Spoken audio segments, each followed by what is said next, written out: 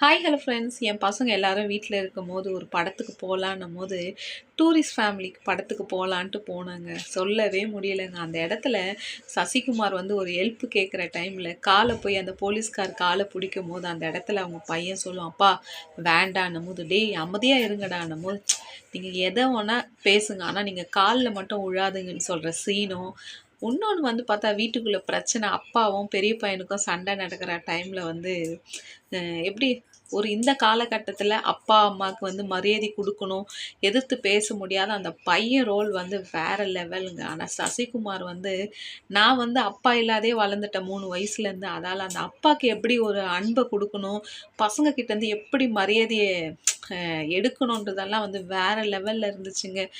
என்னவோ அந்த படம் பார்க்கும்போது அந்த குடும்பத்துக்குள்ளே நான் அப்படியே இன்வால்வ் ஆன மாதிரி இருந்துச்சுங்க. ஒவ்வொரு சீனுமே வந்து அப்படியே ஆனந்த கண்கள்லேருந்து தன்னை மீறிய ஒரு ஆனந்த கண்ணீர் வந்துனே இருந்துச்சுங்க.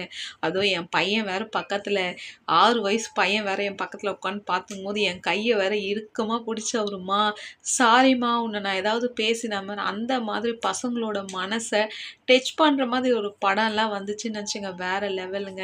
என்னோட ஆசைங்க சசிகுமார் வந்து அப்படியே ஒரு நேச்சுரல், இதுதான் நம்ம வீட்டுக்குள்ளே வந்துட்டா எப்படி கேஷுவலாக இருப்போம், அதே போல் ஒரு படம்லாம் இல்லாத, ரொம்ப பில்டப்லாம் பண்ணாத, ரொம்ப அழகாக சூப்பராக, அதுவும் அந்த தெருவோடு ஒரு கனெக்ட் ஆகுறாரு பார்த்தியா, அது வேறு லெவலுங்க. இந்த காலத்துலையா ஒருத்தவங்க ஒன்று பண்ணிட்டா போதும், நம்ம போட்டா போட்டிக்கு அந்த பொறாமலாம் இல்லாதபடிக்கு அந்த ஒரு சொல்லவே முடியலங்க, அது வார்த்தையாகவே கணிக்கவே முடியலங்க.